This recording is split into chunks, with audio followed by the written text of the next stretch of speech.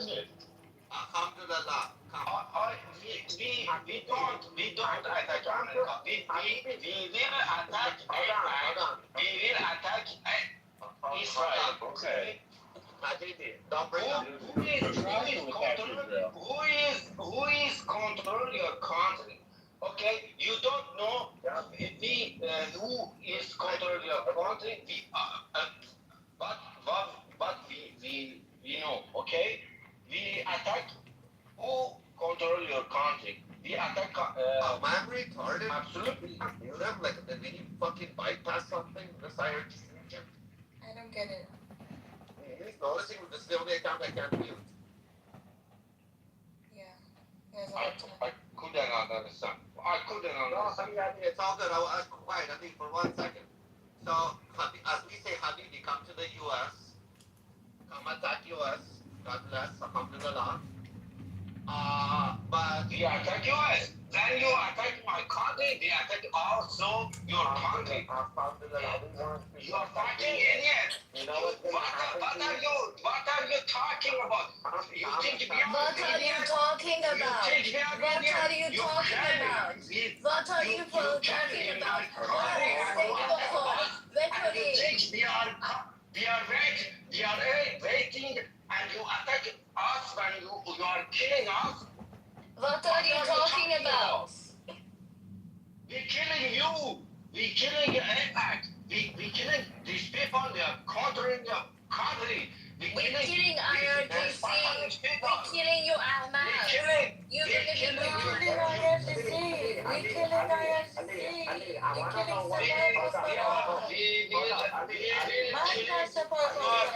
we will kill you. You will be Jahannam. Jahannam. Know what is going on in your country. You are brainwashing with this fake media.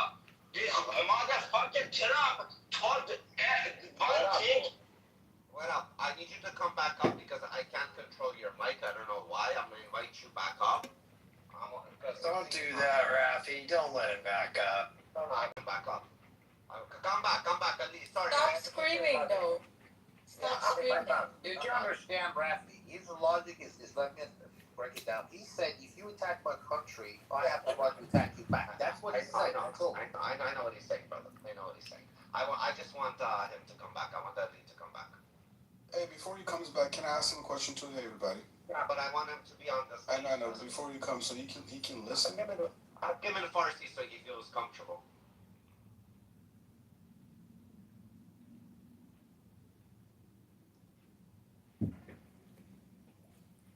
Okay, welcome back on stage, Ali.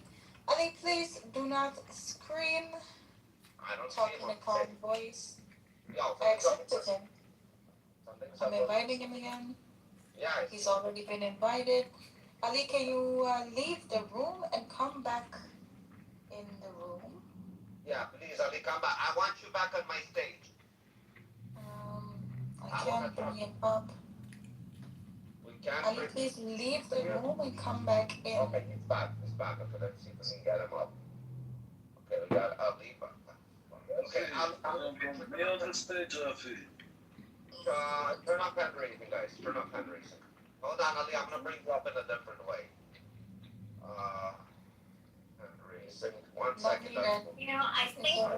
I think it would be interesting to hear the TikToks and things that he hears versus what we hear. I'd love to hear that. The propaganda that he hears. You actually think? Yeah. He's the one that makes these TikToks. This is pure supporter and probably that works for him because he has to be good. So, Ali, I'm gonna let you talk to your countrymen, like your people. If they want, they can start off in Persian, but switch over to English. No, just English. If they don't speak okay, so Ali, I have been talking and speaking to people inside of Iran, even the ones, I have a back channel right now, I can screenshot it and put it on my PTR. This guy's from Bandar Abbas, the place that has been hit the most, and he still messages me saying, Javid Shah, can you explain why his narrative and your narrative are so different from each other? And he lives in Bandar Abbas. Okay, I explain to you.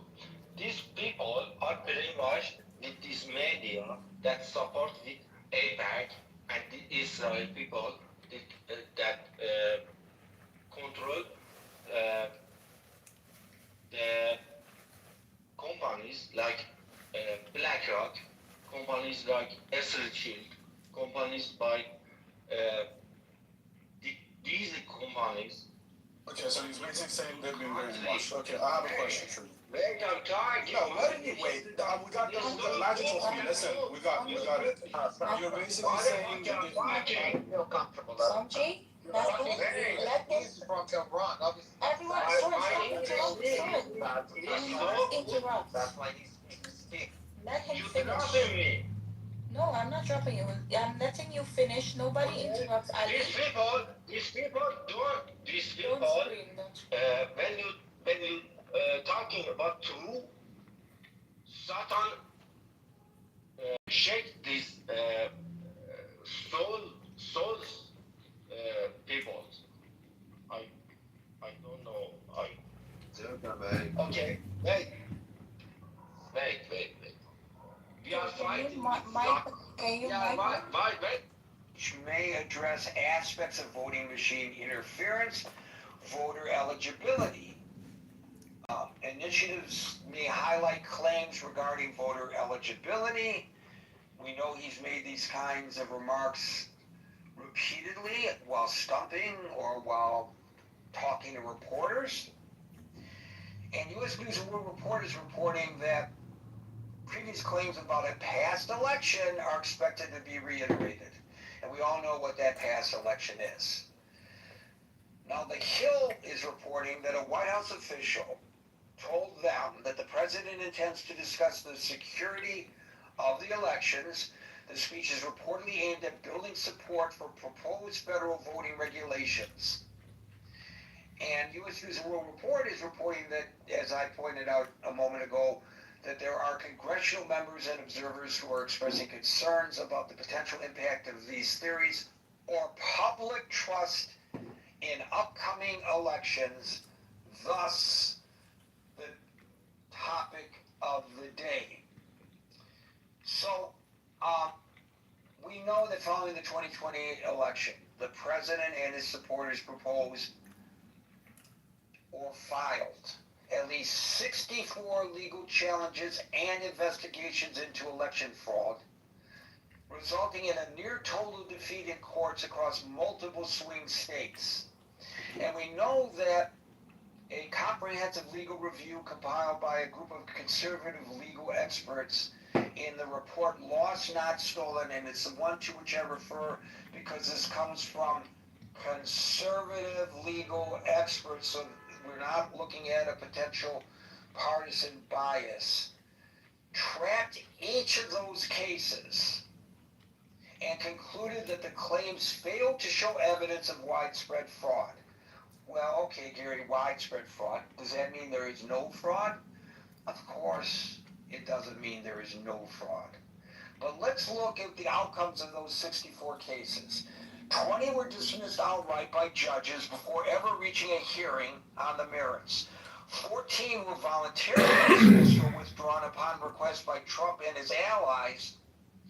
30 cases proceeded to formal hearing, of which 29 completely failed due to a lack of evidence or standing. Well, there was still one case, and that was in Pennsylvania, which briefly altered a narrow procedural rule regarding the deadline for first-time voters to provide identification, but did not change the state's election outcome. Okay, that's in the courts. What about investigations? Well, the FBI and the Justice Department, under both administrations, exhaustively investigated allegations and concluded, again, also under the Trump administration, that no widespread fraud or foreign manipulation altered the technical aspects or the results of the election. And there were, as we know, but I will remind us, bipartisan statewide audits in swing states, including Georgia and Arizona, where there were hand recounts. In Georgia, several hand recounts, unsatisfactory to this administration. He sent his Department of his DNI, Director of National Intelligence, there to oversee the seizing of records in Georgia. There were data audits, all of which confirmed the accuracy of the original certified totals. So, I mean, we could go into a localized case-by-case data on how election challenges are legally evaluated. I'm not going to get into that. What's important is, again, with the overriding caveat, we have no idea what the president will say. You know, he may suddenly decide to talk about Iran. He may use this as anticipation, build up, getting the nation's eyes on the address he will make at 9 o'clock, and then say, I've formally asked Congress to declare war on Iran.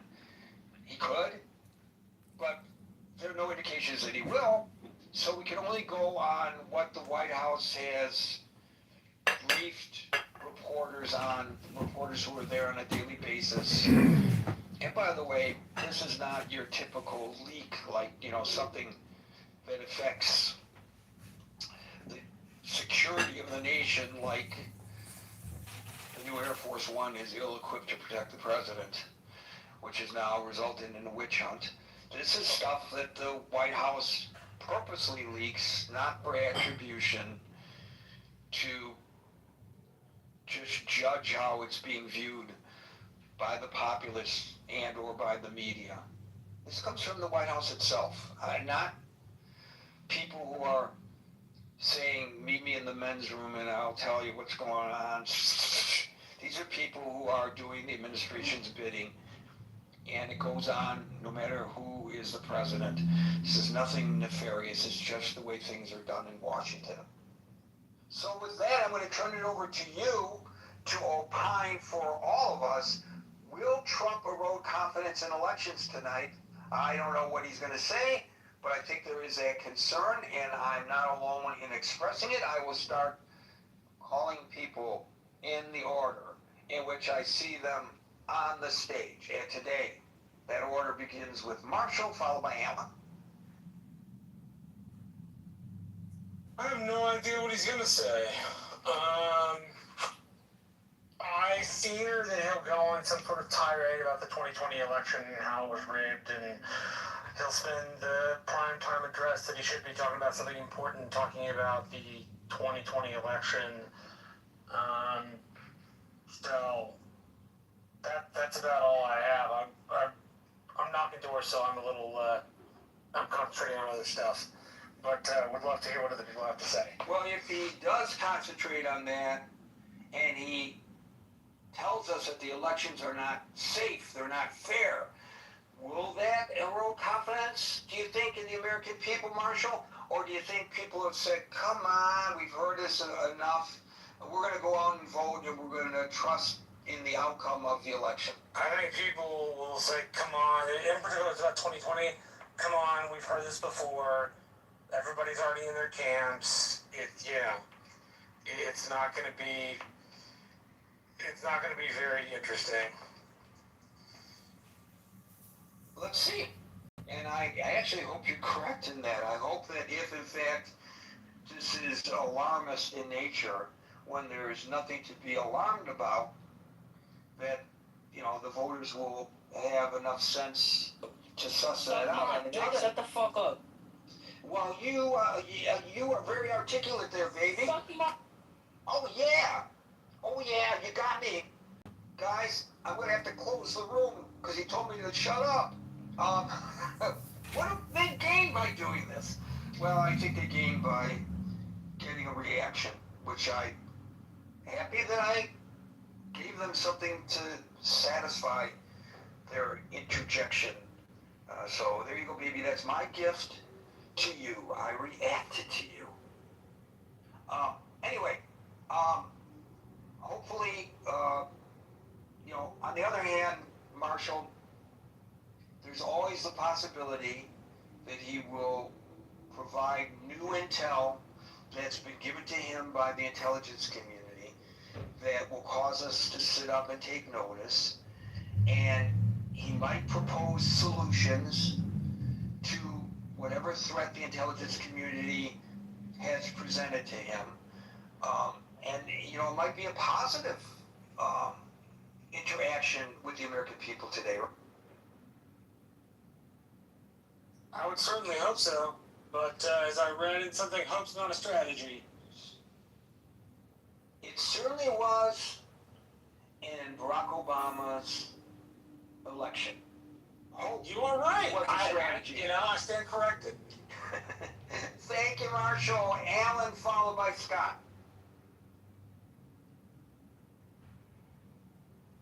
And once again, ladies and gentlemen, for those who don't know, Alan is a single proprietor of a retail business, and when he is unable to answer when called, we actually are happy, because that means he's bringing in Moolah Shmoolah, just so you understand why he doesn't sometimes respond. Scott, followed by Pirate Barry. Yay. Good to see everybody.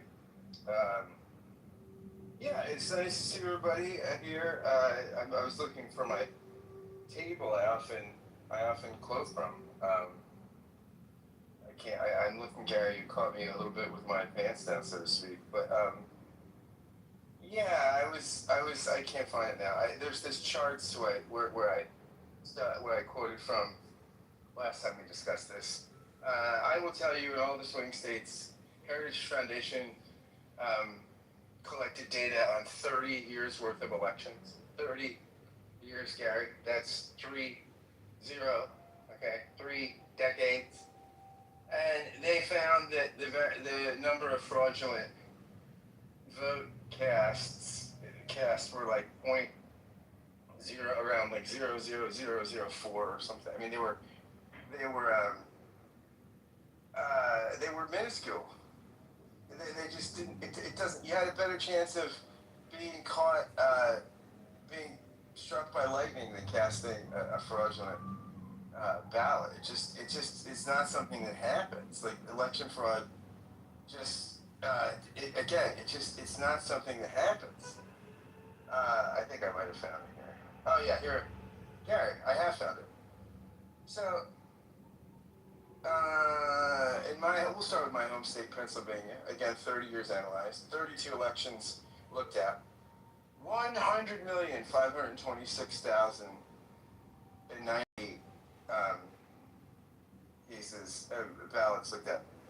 39 cases of fraud. I'm sorry, Gary, I overestimated. I left out. So in my state, 39 cases, that's 0.0000388%. In Wisconsin, another state which you know well, Midwestern guy, 20 years they looked at. They looked at 28 elections, 45,329,695 ballots cast, 69 cases of fraud. That's higher than my state. Those Wisconsin cheeseheads are corrupt. You got to really watch your ballots there. That's 0.0001522%. Now, lest we say that we're being northern elitists, let's go to North Carolina. 38 years they looked at, almost 4 decades. 39 elections, Gary. 81,677,000 ballots cast. 58 cases of fraud. It gives us a percentage of fraudulent votes at 0.0000710. Now Nevada, small sample case, 13 years analyzed, 14 elections, 8,506,824 ballots cast, 8 cases of fraud, 8, Gary, 8. 0.0000940% of fraudulent votes. Now, Gary, your home state of Michigan, 17, they looked at 17 years of data, 26 elections, 64,520,604 ballots cast, 19 cases of fraud, 0.0000294.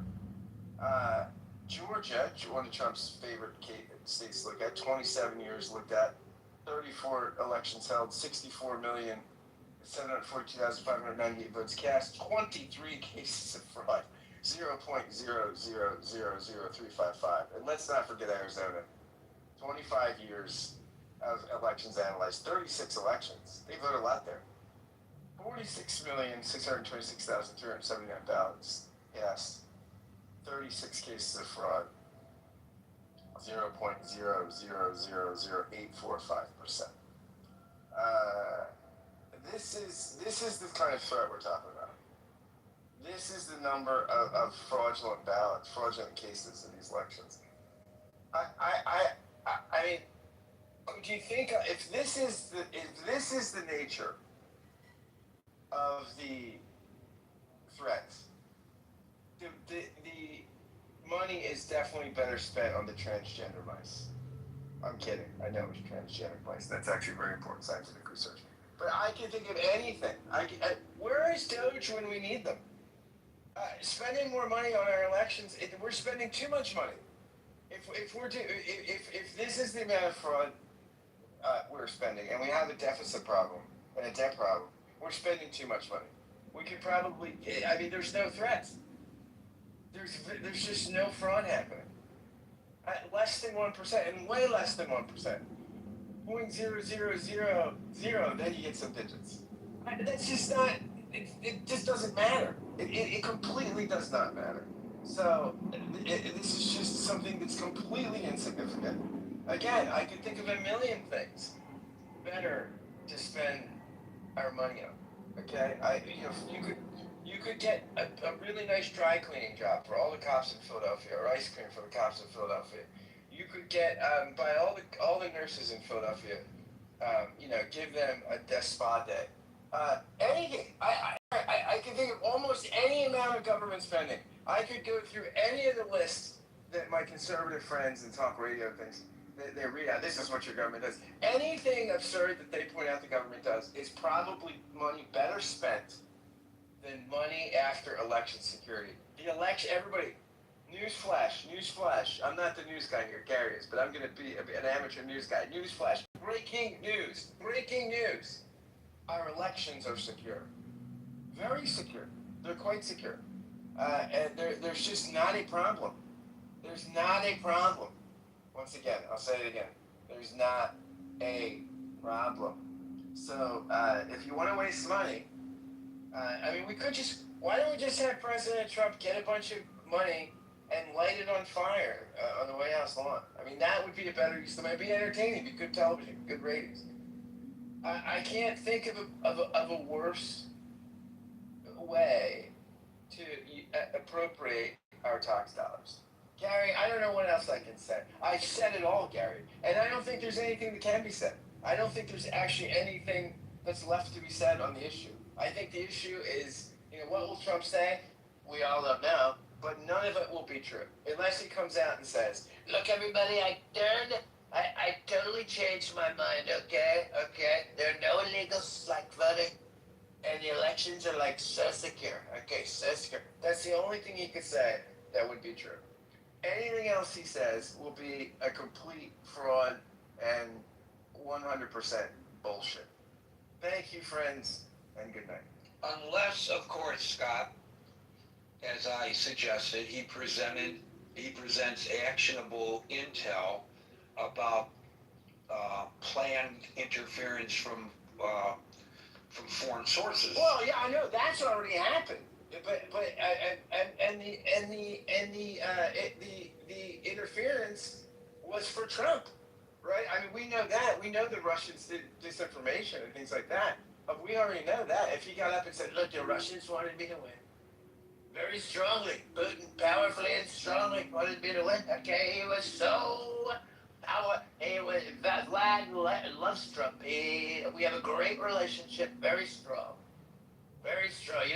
I don't so much like Zelensky. He wears like that, although I do like that little Star Trek kind of outfit he wears. What we love about Star Trek was no DEI, okay? White guy in charge, Spock was like a Guatemalan, okay? Now, if he says, look, there's that, and we know that, of course we know that there's Russian attempts, I think probably Chinese too, but it was for Trump, and why wouldn't you want I mean, when people say, why would Putin want Trump to win? Of course, it's nothing mysterious because, like we can see, Hillary Clinton would have been much more interventionist, I think, and she would have been less sympathetic to Putin and Putin's expansive agenda in Ukraine, in which Trump just kind of indifferent to it. I mean, in fact, one of the last things Lindsey Graham did when he was breathing and with us last weekend, I suppose, was I think it was Blumenthal or somebody saying that they were thrilled that they were getting more sanctions on Russia. I mean, which is Trump is not anxious to do. So yeah, I mean, Gary, Some of the indications are that he will point the finger not in Moscow but in Beijing. Yeah, I mean, look, again, I think if Beijing wanted, was doing interference, I'm sure it also would be for Trump, right? Because Trump has not been super hot. I mean, certainly would have been more hawkish, I think, than Hillary Clinton, Joe Biden. I don't know, Gary. I think tonight will be entertaining, possibly. That's what I'm holding out for, a little entertainment. If it goes off script and gets cantankerous, that would be fun.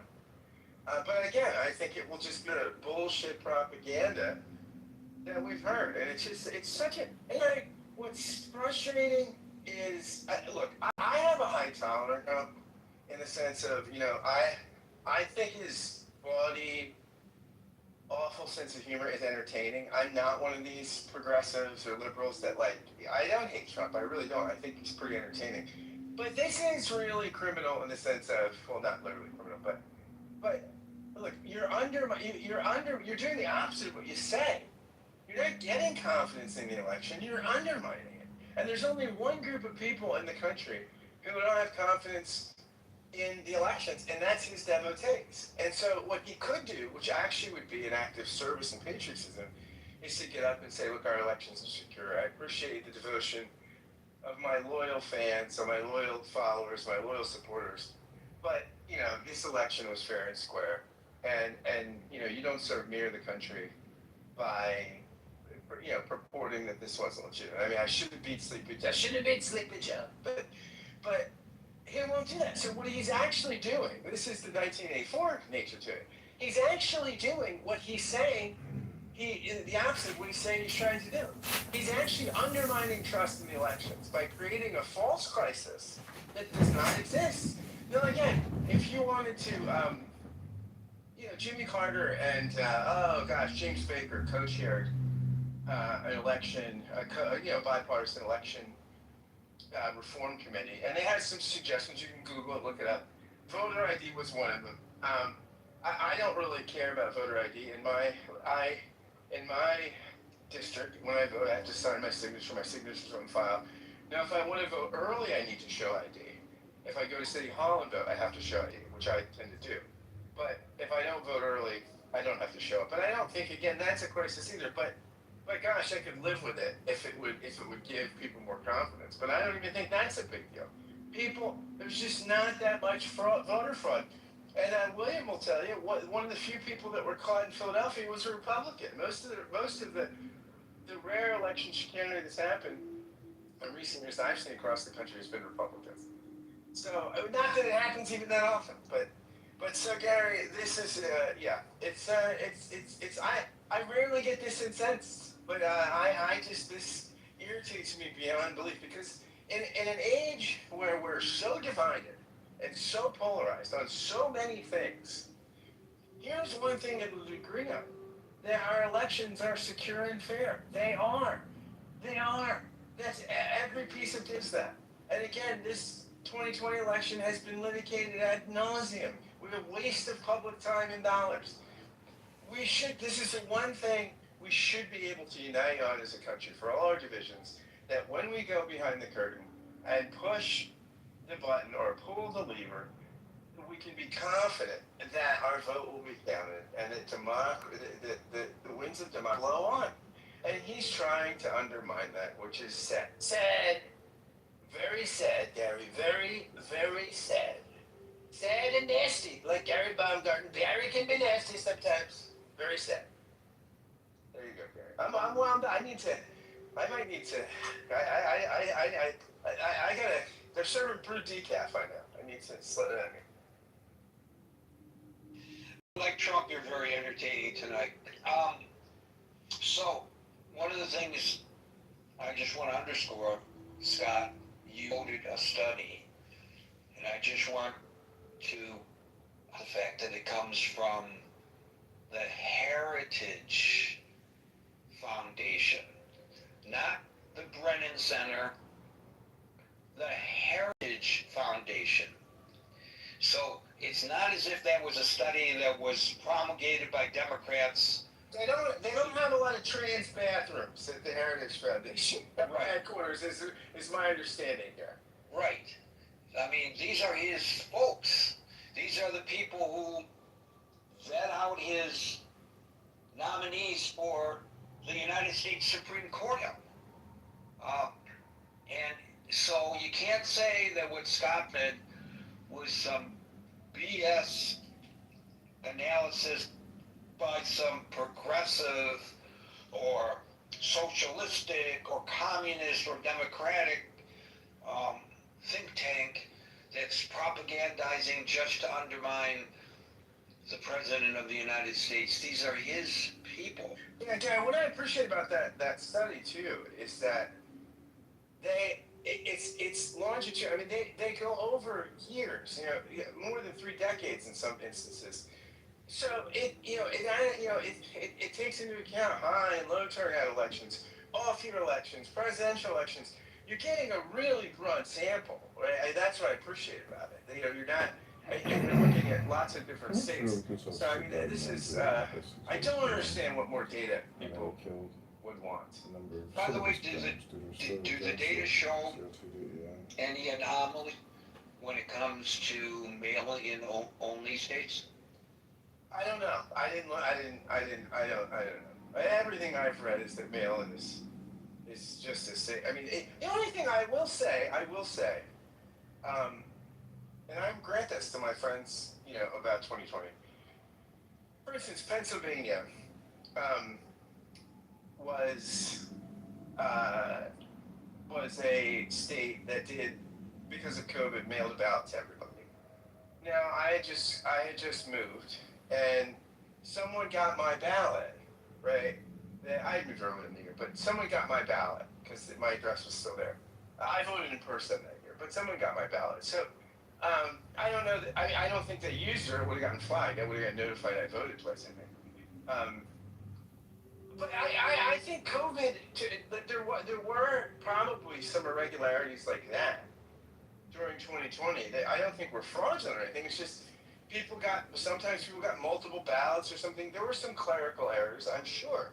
And the Pennsylvania thing, I mean, that is the biggest nothing burger in my state. I mean, what the Secretary of State did, the legislature okayed it, or the Supreme Court here upheld it. And it basically, she just exercised discretion and I think extended the count a couple days, or ballots that came in. There was a postmarking ballot issue that she extended by a couple of days. That's what was done, and it was because of the post office being overwhelmed and other stuff. No, should she have done it? Again, the legislature didn't like it. The Supreme Court thought it was well within her authority. The legislature didn't. I get it. It was anomalous. I mean, again, this is not a widespread fraud, right? And I say this, and I'm not usually this partisan, but with Bill Maher, I say to Bill Maher and J.D. Vance, the problem is you guys have 2 answers in elections. Either you won or they cheated. And that's terrible, right? I mean, Nixon had a great case that he won that election. He conceded. Al Gore had a great case that he should have been president. What did he do? For the good of the country, I remember his speech. He said, "It's time for me to go away." If Hillary Clinton conceded, right? Not that, I mean, Trump really won that election, but people that have had cases for not conceding have conceded in this country for the good of the country. But Nixon did in 60, Nixon, that's what I and just there said. were large groups of people who believed the 60 election was rigged. And that's because both Nixon and Al Gore, unlike our current president, care more about the country than themselves. And Yes, so they here, do. This is sad, yeah, very sad, strongly sad. But I just think this is something that gets me so incensed because again, it's a waste of time. We could be talking about as a country climate change or healthcare or things that are really serious questions. Yeah, I looked at a poll. 65% of people in the country are for Medicare for all. 65%. This is a 2/3 issue where we could actually get people healthcare, right? If parties get together, 2/3 of the country wants this. And what are we talking about? Elections to where there's no fraud. That's absolutely pathetic. So you threw out a bunch of 0.00000 stuff. I don't remember how many zeros you threw It was out. four. It was four zeros, then the digits start. Well, what if I threw out 1, 2, also 4? Let me see. 1, 2, yeah, 4. So the Brookings institution did a comprehensive study about mail-in fraud, voting fraud, concluding also that it is exceedingly rare, accounting for approximately 0.00043% of all mail ballots cast. Now, for those of you who eyes are clouding over by such percentages, as they do when I hear them, and even when I read them, I will translate that. You're talking about 4 cases for every 10 million votes. Hardly enough to throw an election. Thank you, Scott. Pirate Barry, followed by Casper. Hey, can I just have my volume? Loud and clear. Loud and clear. Thank you. I used to joke that there hasn't been a free and fair election my entire life, and I was alive when Kennedy was president. But you can't even joke like that anymore. What you have is they conflate a lot of the terms, like what you said earlier with the Facebook and the Russians and election interference. You could argue that what Trump is doing tonight is election interference. Whether he says that the elections are safe, they're not safe, they're secure, they're not secure. What he's doing is he's putting his hands there, for good or for bad. I can't say anything for good in any way, shape, or form.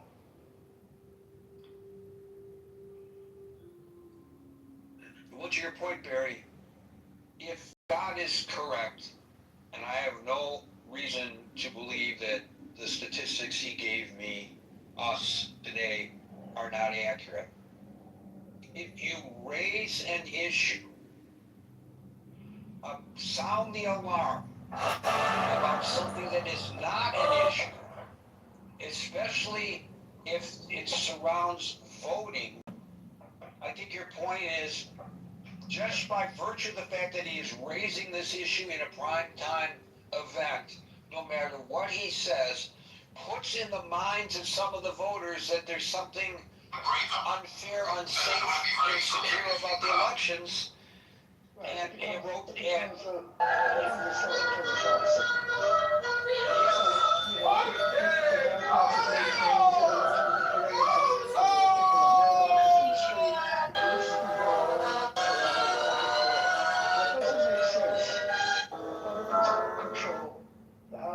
The crab feeders created a choke point here, beyond these dunes. Archers hold their high positions, foot soldiers hold the ground. We shriek them on dragon back again and again, but they just retreat within the caves. Dragons can soak the bloodstone until they fall out of the sky. either that or the Democrats are beating the election of these caves We must give them one. Thank you, An Barry. offering of flesh to make the crab. Casper, followed by Brian. I think we should have a bipartisan commission to study China's impact on elections because, yes, it's not you. Show me the might. Donate money to assets David is by China candidates. At least 5% People who each party that council of get money the master of the from land. Chinese and they don't change factors apply to any of us. This should be bipartisan. Not one of the things that will help pass the light. Look at you, student mutiny. Donald Sussman has clearly gotten enough. If you do not seize control of this war, my lord, the crowds will soon dine on all of us. And there's evidence that Sussman is passing enormous amounts of money to... I've been word from His Grace Viserys Targaryen, first of his name, King of the Andals, the Rhoynar, and the First Man, Lord of the Seven Kingdoms, and Protector of the Realm. Let's pray that this doesn't become partisan. Let's pray there's a bipartisan commission to keep our elections clean. And I'm done speaking. I have ordered 10 ships and 2,000 men to set sail from King's Landing to join the effort on the steps. Even if what The you time and say is circumstance have seen us astray. is not an Know that it is indication not my desire to of see you voter fail fraud, in your correct? cause. I'd It is like to instead my hope that No, this I'd aid like to will see deliver the all victory that has thus far all evaded the us. evidence. I think we've been surprised by... Look, I shall pray nightly to the gods for if your someone safe had return. described to you, Gary, 2 years ago, the immense fraud at centers in Minneapolis, you might not have believed it without seeing evidence. So what I'm saying is, we as American citizens, we have been surprised by a lot of fraud revelations. We don't know everything. So rather than dismiss things out of hand, let's look at it. The legal precedent, the legal rule is called the gimlet eye. The gimlet eye means you're suspicious, but you examine the data. And some of the outrageous claims of fraud have actually surprised everyone in this room and turned out to be true. So why not hold our breath and look at it with a bipartisan? And yes, it's quite possible there will be proof shown that a substantial amount of voter fraud happened. Let's just hold our breath, have a bipartisan commission, and examine it.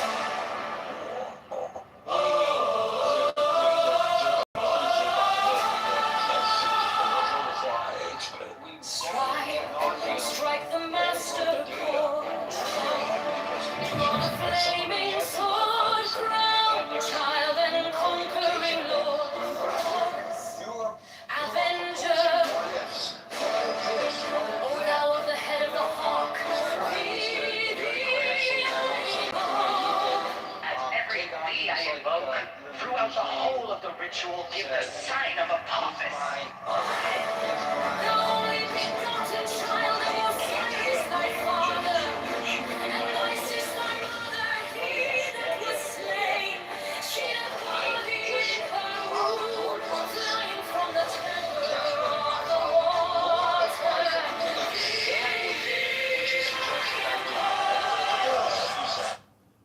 So I went to Google.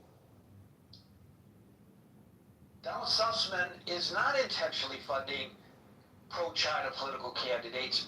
Google tells me. Your source, you told me to go here, not my source. And I know I'm going to a Google. Yeah, I'm going to Google. It may not be correct, I acknowledge. But this was your challenge to me and to the room. Instead, he's a major donor who exclusively funds mainstream Democratic Party campaigns and progressive committees. The pro-China characterization, and by the way, this refers to a story in the Washington Examiner, which is clearly not a liberal publication. The pro-China characterization stems from partisan scrutiny regarding his business investments rather than the political platforms of the candidates he supports. The Washington Examiner continues. The connection between Sussman and China comes from his financial portfolio, which has been highlighted by conservative media outlets. Sussman is founder and co-founder of an investment firm that manages the Catholic funds. Cathay. I hope I pronounced it correctly. SEC filings show this firm is registered in Chinese corporations. Some of these ventures companies partially owned or backed by the Chinese government. Washington Examiner continues, not the New York Post or not the New York Times or the Washington Post. Because Sussman derives a portion of his wealth from a firm with a financial interest in China's success. Critics use this link to label him a China-linked donor. They argue that the Democratic candidate is sending his money from someone tied to America's geopolitical rival. And then it goes on, the Los Angeles Times has, according to Google, which is where you told me to go, has really taken a deep dive into who he funds. The Denver Gazette has taken a deep dive into who he funds, mainstream Democrats. The Washington Examiner concludes there's no pro-agenda, China agenda. So, thank you for suggesting that I investigate this claim about Donald Sussman by going to Google. I have followed your advice, and this is what I have learned.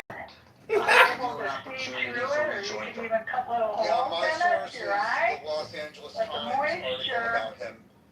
I consider the LA I'm Times to be deleting. I'm not even gonna listen a reliable anymore. source, and the LA Times Sorry, Mom. clearly shows his very large income. He depends on the good graces of the Chinese Communist Party for most of his income. So if he takes the money from the Chinese, from the Chinese government through his investments in China, which we know China either owns or controls all the major industry there. If he invests there and takes from them money, and then takes that money to support Democrats, the Democrats who accept that money, your reasoning is, are now being influenced by China? I'm just saying that people should look at all the facts. Well, those are the facts. I'm asking you whether that is. I think, Gary, I will answer you succinctly because there's a parallel situation. I'll be very succinct. There's a parallel situation that you yourself have brought up many times in this room. The government of Qatar sends a lot of money to Columbia University. Columbia takes that money and promotes anti-Semitism. And so they're taking the money directly from Qatar. The Democratic candidates who take donations from Sussman are not taking the money directly from China, so it's not a fair analogy. But let me throw one out that is a fair analogy. Go ahead. Okay? And I now argue that Donald Trump is controlled by the Chinese Communist Party by virtue of the fact that he has benefited from the largesse of Elon Musk, who has massive business investments in China. Yeah, you're welcome to make that argument, absolutely. Okay, so are you making that argument? Well, I'm not. The reason is very simple, right? Like, Sussman derives most of his income from the Chinese Communist Party, whereas Musk gets 10% of his income from the Chinese Communist Party. It's a question of degrees, Gary. So do you believe in the free enterprise system? Do you believe in capitalism? Of course I believe in it, sure. So if I'm a capitalist, I have the right to, within the limits of the law, invest anywhere where I feel that I can make money, correct? I think you should. So if I invest in Chinese, if China manufacturing is part of my portfolio, which you're not familiar with my portfolio, but maybe I'm deriving the majority of my income from my portfolio, which is highly invested in China. Does that mean when I come to the microphone here, I am advocating on behalf of China rather than the United States? Well, actually, Gary, I think you're such an ethical good guy that if 80% of your livelihood was given to you by the good graces of the Chinese Communist Party, if you were getting 80% of your income from the Chinese Communist Party, I think you are so ethical, you would have a disclaimer at the beginning of each of your rooms, and you would warn us, your loyal, loving audience, that you may be biased, because there's a saying, he whose bread I eat, that's the song that I sing. But I believe that the fact that you've never made that disclaimer proves that because you're ethical, you get maybe less than 10% of your income from the Chinese Communist Party. So to answer your question very briefly, a man who gets 80% of his income from the grace of the Chinese Communist Party is suspect. Done speaking. He may be suspect. Yeah, you know what's going to happen if you interrupt. I apologize. You're not going to get the opportunity to speak. So, Casper, you could maybe question the business dealings of Sussman, but I think most people would conclude that it is a stretch that anybody who invests in businesses in China, with which we have humongous amounts of trade. Isn't China our major trading partner? Isn't it number one? That not only are they beholden to the Chinese government, but anybody who they contribute politically, financially to, is therefore beholden to the Chinese government. I think probably most politicians can be tainted with the same brush that you just used to taint Sussman. It doesn't hold up to inquiry. The people he is funding are not people who are identified as being favorable to the Chinese government. It just doesn't hold up to the scrutiny that you challenge me to look at. So I don't know. Maybe there are those who agree with you, but I think that's a bad way of arguing a point, a bad method of argumentation when you throw out little facts as a way to cast aspersions upon a person and upon the people with whom they associate. I don't think that's really a fair argument. Usually, your arguments are fair. In this case, I don't think Well, I appreciate you sharing your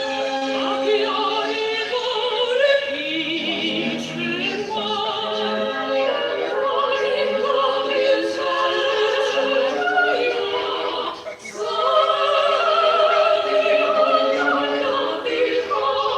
A favor by respectfully disagreeing sometimes. Thank you, Gary. I'm glad I made you happy. Brian, follow Hey, by Gary, that. I just want to add something, Gary. Yeah. A little monitorial addition. I think as a Democrat, I'm changing my mind on this stuff because it shows that Democrats are much more likely, 55 to 45%, to have a valid passport. And the top states of citizens without passports: West Virginia 78, Mississippi 77, Alabama 70, Arkansas 69, Kentucky 69, Louisiana 68, Oklahoma 64, Indiana 62, Tennessee 62, Ohio 60, Missouri 60, South Dakota 59, South Carolina 59. All of those are red states. Likewise, Democratic-leaning states tend to have the highest number of citizens with valid passports. Just three. This is unbelievable. I can't believe this. This is from SecureDemocracyUSA.org. But only 23% of citizens in California lack a valid U.S. passport. 24% in Massachusetts. 25% in New York.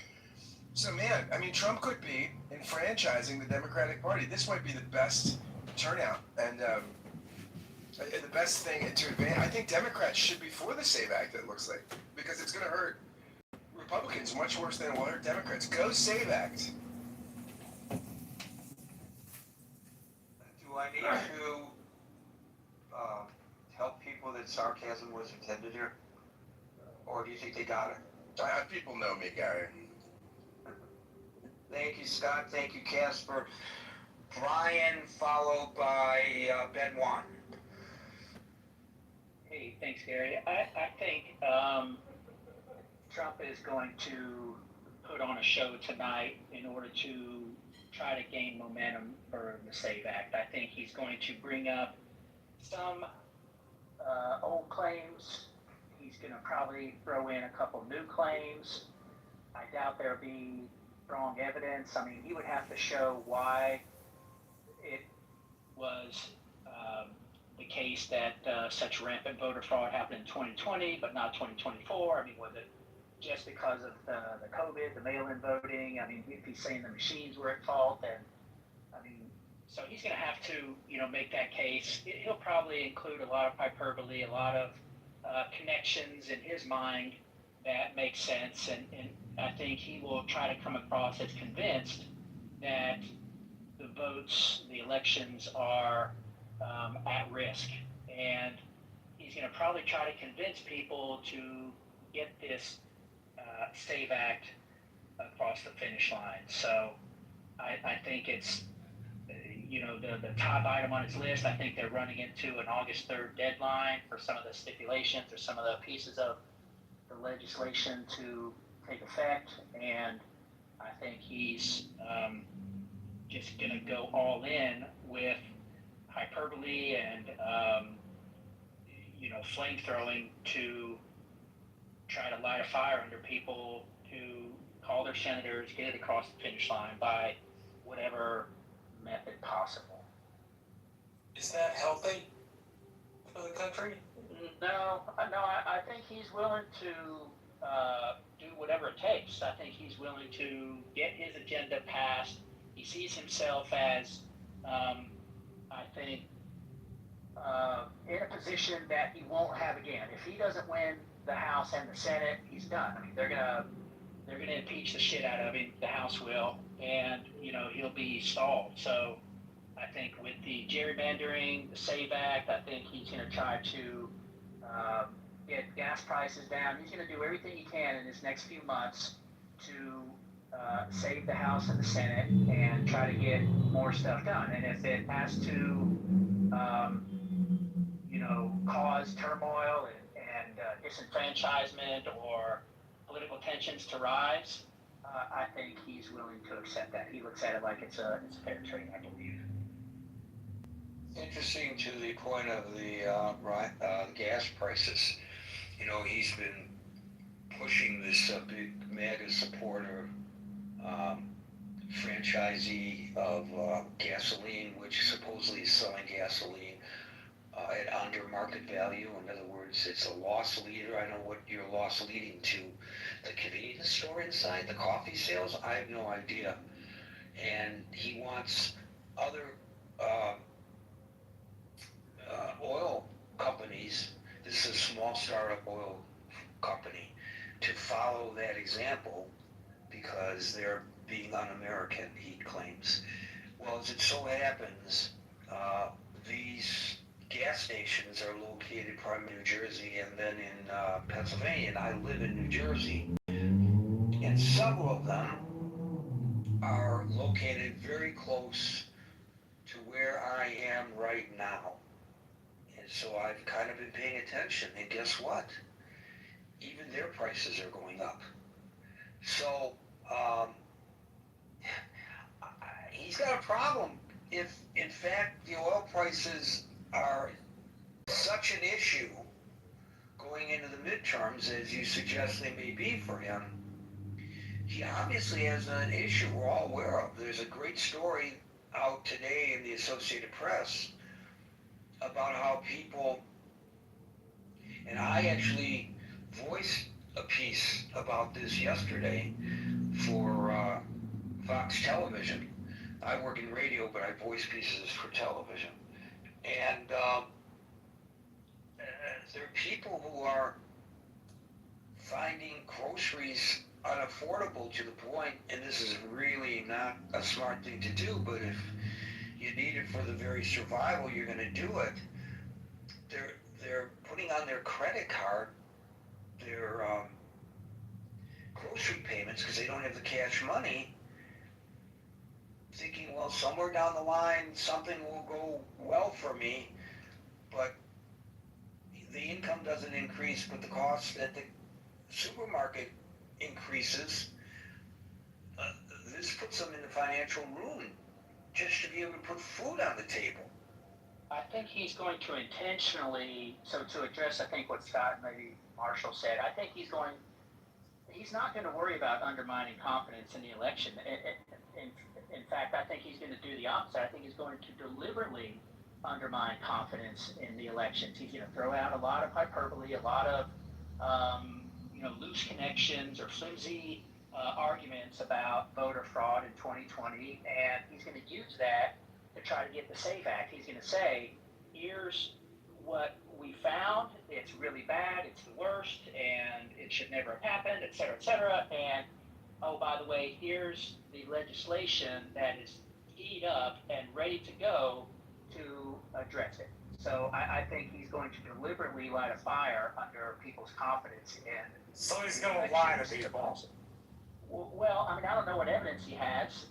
If he just relies on, talking points that have been kicked around for several years, then yeah, I think that's a flimsy argument. I suspect they have something, that's new, and how strong it is or how flimsy it is, we'll have to see. But I think to him, there's no way Joe Biden got 81 million votes. And I think he looks at it like something was fishy. We just need to find out what. I mean, whether it was Georgia, Arizona, Wisconsin, Pennsylvania, whatever. I think he looks at it like it's out there. We just needed to find it. And he's going to make that case. How strong it'll be, who knows? But I think he looks at it like my window of opportunity to pass meaningful legislation is running out, especially if I lose, one of the houses of Congress in the midterms. And, this is, I think, his last hurrah. So he's going all in. Thank you, Brian. So you're saying that he is a pragmatist, and he recognizes that there's a good chance that he will lose his any legislative agenda after November, and so he has to do by whatever means necessary, push what he feels are key pieces of legislation for his administration, because there will not be a chance after January. That's right. Excellent analysis. Thank you, Brian. Ben, followed by Steve. Hey, good evening, Gary. Thanks for hosting the room. I'm still searching. Maybe I'll find them at some point, but I'm still searching for the people in this world who, or in this country, who haven't made their minds up about Trump, or maybe he's going to come tonight and present a bunch of new evidence, but if he's going to try to undermine integrity in the elections, I think there has to be a captive audience to that. I don't think that I think everybody's made up their minds about what happened in every one of the last election cycles, whether it be 2016, 2020, 2024. I mean, I don't know. I'm still looking for this cadre of people that are sitting there going, oh man, if I just had more information, I would change my opinion on Trump or Trumpian-related things. I mean, there's been crazy things happen in American politics, so maybe I'll tune into the address. I probably won't, but maybe I'll tune into the address tonight and be enlightened by something that the president says. But that hasn't happened in a really long time. I say that as somebody who voted for him in the last election. He just doesn't say anything he's not giving me any new information that I'm not getting from other sources. I know what he thinks about the SAVE Act. I know what he thinks about the 2020 election. I think everybody who thinks that the 2020 election was stolen is going to come out of tonight thinking that they thought the 2020 election was stolen, and I think everybody who thinks that it wasn't is going to have the same view. Moving forward, I think if Republicans win and there's something fishy going on, or that there's the perceived something fishy going on, like in 2016, I think you're going to have a case scenario where you have the Hillary Clinton effect of oh my gosh, Russia must have been involved, and again in 2020 with COVID, and then 2024, it's just. I guess this is modern elections. I wish we could just walk away from elections and going, well, I guess my side got their ass kicked. Maybe we got to go back to the drawing board and figure out a way to influence the American people in a way that benefits us politically. But I don't know.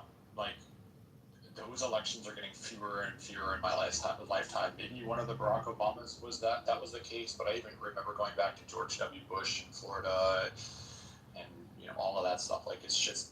I guess this is the way that we do elections now. So, anyways, thanks for the stage, Gary. So Ben, do you think that this is all about the SAVE Act? And given your observation that people's minds are already made up, apparently this is an attempt to address the nation, to get the constituency to push those members of Congress who are reticent to support the SAVE Act to move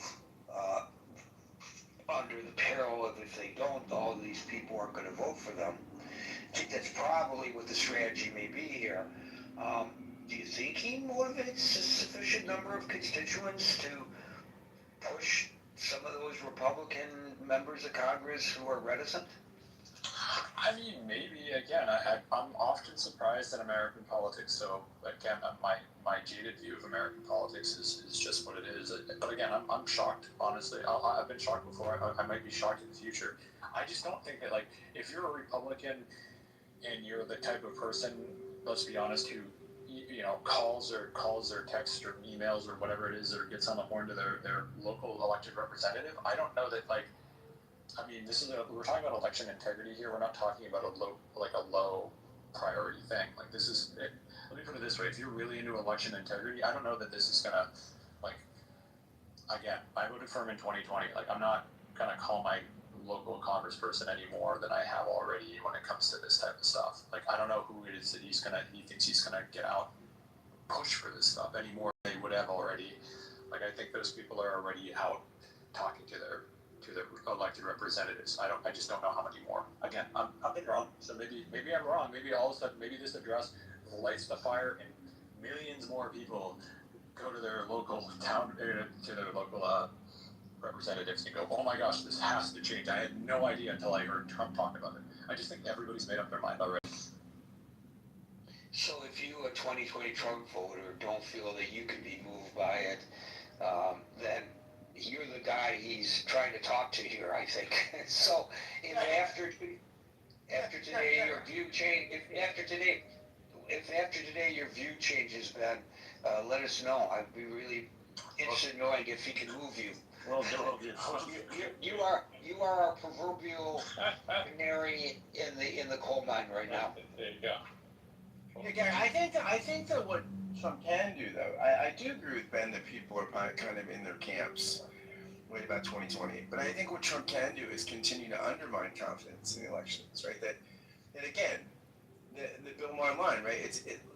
Basically Trump's position, and a lot of Republicans that buy into it, I mean, are that either we win or they cheat, right? And so who was it? Was it Blanchard? When none of these nominees that Trump puts forth can say that Biden won the election. They won't say it, right? I mean, so this is because I think what this is becoming the new shibboleth, right? This is the new test of orthodoxy in the Republican Party for the foreseeable future until the post-Trump age. You're going to have to be someone that denies the validity of the 2020 election and also denies the validity of when Republicans lose elections, right? It's again that we win or they cheated. And Trump has said the only way Democrats can win is when they cheat. He has said that on the record, that the only way Democrats win is when they cheat. I mean, how is that not undermining confidence in election? Thank you, Scott. Thank you, Ben. We'll go to Steve, followed by Big Emma. I know we have time. No, Steve, followed by Big Emma. I'm so sorry. That's okay. That's okay. I know you heard your name, you got excited. I get excited when I hear your name too. Steve, followed by Big. Well, Gary, there is a nagging little question during the pandemic. How do you regenerate almost 7 million more votes than after a pandemic's over? There is that nagging little question. And, what's he going to do? I think previous speakers probably correct in his analysis that he's going to try and generate some kind of narrative that'll make it the SAVE Act have a little more momentum where he can get it passed. But the one thing that just always fascinates me, and it really does, why would anyone in their right mind not want the tightest election security that you could have? You're talking about the results governing the way that your country's going to move forward. And anything, like one of the things I've mentioned it, to some of our people here, that some of the early voting, the way it handled around here, I have some questions about it because I think there's security problems with it. And, know, I just can't follow the logic that, you know, well, you got to have an ID. I got to have an ID when I go do about anything. So what are you really saying? That you're non-functional in life?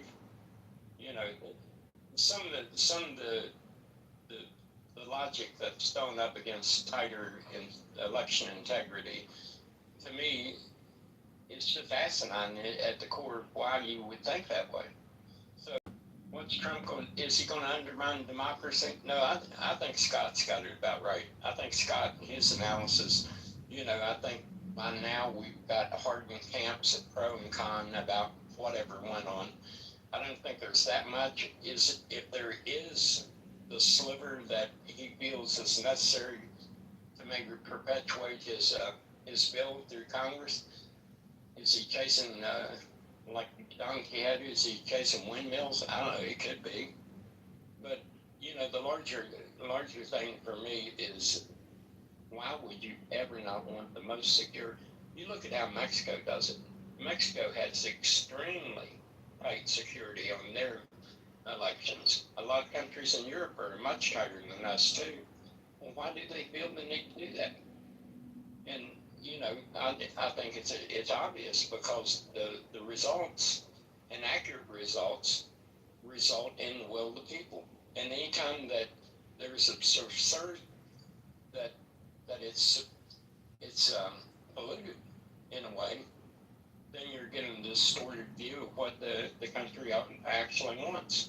So that's my biggest concern, is why would you be against integrity of an election?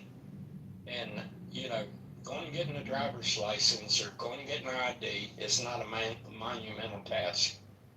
I mean, I had one time where I had to get an interstate commerce authority to do business across state lines. People was telling me, oh my God, you'll be involved in this forever. Within a month, I had my authority from the federal government. These things are not that difficult, and they're being blown out of proportion. And you have to ask, why would someone blow something like this out of proportion? What could be the motivation? I'll leave it there. See, this is great. You're casting a potential aspersion without facts to back it up. You know, there must be a reason why people are opposing the SAVE Act. What could it be? You use the comparison of Mexico, Steve. They have tighter election security in Mexico. We should be following their lead. Well, great example. Because electoral irregularities, systemic corruption, illicit campaign interference are measurably higher in Mexico than in the United States. So maybe one can make the argument that they have tighter security because there's a need for it, or maybe one could argue there's a causation here. You know, look what tighter security got Mexico. Tighter security got greater corruption in elections. We don't want that, so the last thing we need is tighter security here in the United States. So if you got a group of people that has propensity to distort an election process, and you try and mitigate that, that's a bad thing. Is that what I'm hearing here? Not at all. Well, that's what it sounds like. Not at all. You said because there's a all little this. twinkle. There's a little twinkle in my eye over the fact that you use Mexico as an example. It's read to us that there is voter fraud. Well, why wouldn't you want to, take action to prevent any possibility of voter fraud? And then you use Mexico as an example, but yet the voter fraud is in Mexico. So, well, you can make the point, Gary, that it'd be exponentially higher without the controls. What your argument is we have a disingenuous population that has a propensity for fraud, yet we want to open the door wider so they can commit more fraud. Where's there an indication that we have a disingenuous population that has a propensity for fraud when there is statistically no fraud in elections in the United States? Well, let me ask you this, Gary. Do you think every crime that is committed down from a misdemeanor up to a felony is caught and prosecuted. Of course You not. think they're, Of course not. well, what that means is you have an unknown variable that you can't quantify. So when you make the statement that we don't know, well, of course, if someone got away with something, you would not know.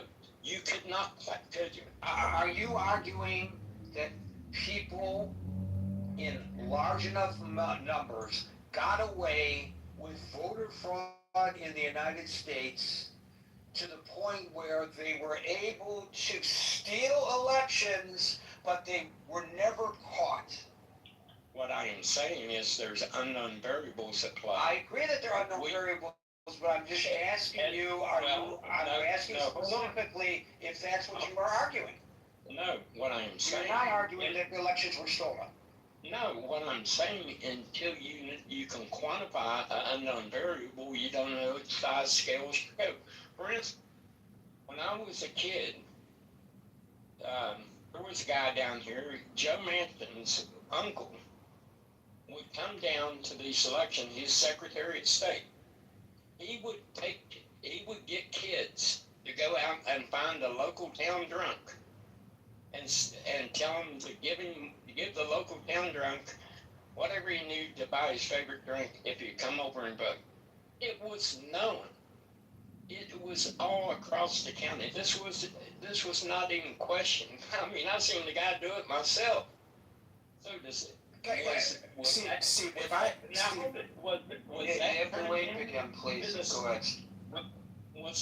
Was that turned into our Secretary of State? Of course not. But it was a known quantity of things that was going on at the time. People knew it.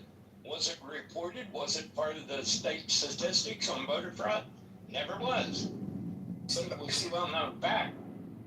I'll concede to my state. Let's say in my state, right? I'll stipulate this too. Let's say in my state of Pennsylvania, okay?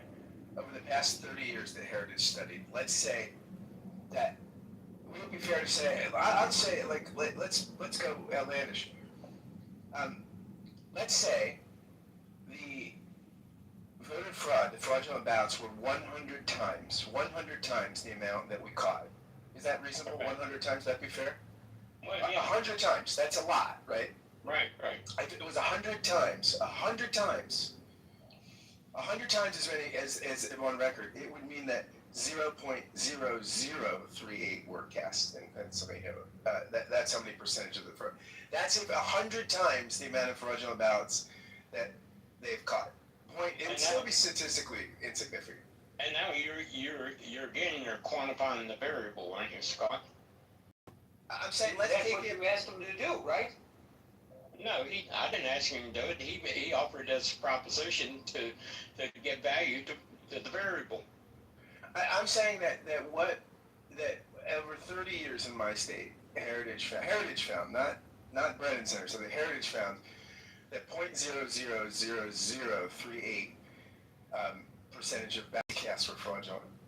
I'll give you 100 times more than that. That would still be 0.0038. If we times it by 100, it would still. It's just I don't think it happens. Or it's just statistically an anomaly. Well, let me ask you this question then, Scott. Given that you would concede that number, and if you had the opportunity to lower that number from 100 times over what was reported to 20 times over what was reported, would that be a good or a bad thing? I would say, look at this. I would say this. Would it be safer if we had, instead we have like 2 or 3 street lights per block in our city probably. Would it be safer if we had 15 on each block? Sure, it'd be brighter. But I don't know that we need that much safety. The same thing. I don't think even if it was 0.003, which I don't think it is, but I'm just exaggerating for the point. No, I don't think it's good money. Even if that's the amount of fraudulent, if 0.0038, that's times what we have on record by 100. Even if that was the number, no, I don't think it's. I think we're already spending enough money if that was the number. But the number we're finding is 0.0003. Scott, let me ask you this. Why did your Supreme Court have to go back and correct earlier decision about ballots that was cast in 2020. That woman, okay, that's it. Look, that's a great question. I mean, Why did they do that? because the Secretary of State, made a judgment call, right, to extend the ballot deadline, and the court upheld it at first, and then it was overturned. Right, that was a judgment call during COVID. There's still nothing about that influenced the election. Scott, the time, place, and manner in the election clause in the U.S. Constitution is very clear. The Secretary of your state had to be acutely aware of that constitutional provision. So what does that point to that your Secretary of State done? Your Secretary of State decided on her own that she was going to amend the U.S. Constitution because she thought it was necessary. Right, it was right, and we have a process, right? We have a process that was looked at, and it was found she was in error, right? She made a judgment call. Yeah. She made a judgment call. U.S. Constitution. Yeah. See, that doesn't mean the elections are fraudulent, right? I mean, that doesn't mean that changed the election. That doesn't mean, but yeah, and most, as Gary said before, an overwhelming number of, none of these cases, with 70 or 80 cases, none of these things have shown any fraud, right? I mean, it's just not. This has been litigated more than any election in my lifetime, right? And so it's largely because Trump can't deal with the fact that he lost. We would not be, if Trump could be as big of a man as Nixon, or as Al Gore, or as Hillary Clinton, and just say, hey, I lost an election, it happens. But he can't do it. His ego cannot allow it. And so we have to do all of this, possibly expend all these resources on something that's not a crisis because of Trump's ego. But Scott, there is another component to this. And I had a constituent come up to me one time, irate, was convinced about all the nefarious stuff that was going on within our body. And I told him, I said, I'll bring you right in here. We'll open the book. We'll go page by page. You can look at whatever you want to see if what I'm telling you is correct or incorrect. Now, they could have done a Freedom of Information Act and got the same thing. They could have done that. But what I was trying to do was instill in the people that was placing confidence in us to express their will. But there was nothing to hide. That I had no nefarious intent for anything that I was doing. So I made the offer. Did I go above and beyond? Yeah. If I would have done what would have been normal, I told them, I said, go fill out a Freedom of Information Act, and it'll give you what you need. But that wasn't my intention. My intention was to restore in that particular person confidence that they could come down and talk to me about whatever the subject was, and I'm going to shoot straight with them. Whenever you inject something into politics and you get some kind of angst within the populace, the best thing to do is find a way to come clean and mitigate it to the best of your ability. Does that mean sometimes you go above and beyond what would be normally reasonable? Yes, it does. But the benefit of that is you have a satisfied electorate that is more willing to go along with you the next time. And I look at Wouldn't it be better if we had to bring our birth certificates and somebody that could verify that we were who we said? Everybody had to have a buddy. I mean, we could do that too. I mean, we could go as excessively as we want. I don't think it's, well, look, I think we might have to deal with this. You're right. I think we do have to deal with this because there is a crisis of confidence right now, largely with one group of people and largely with one group of people within one party, which Trump has started. Right, I mean, Trump. If Trump would have conceded that election, like Al Gore did, like Nixon did, like other people have done in close elections, we wouldn't have this problem. But Trump's ego cannot handle it, right? And it's so bad. I know, and there's probably a lot to that. You're probably exactly right. There's probably a lot to that. But like I posed to Gary, is the fact during a pandemic that one party generates 7 or 8 million more votes than when you're out of a pandemic, At what level does that make any sense? At what level? Well, I mean, look, I think that this has been studied a lot, right? And it's interesting because there's this democracy lab at Stanford that study. I actually had one of these people on my podcast, not to talk about that, but they said that mail-in had no impact, that it was a high turnout election. They said, I mean, for various reasons. Yeah, I mean, I'd have to look at all the data, right? I mean, I do think.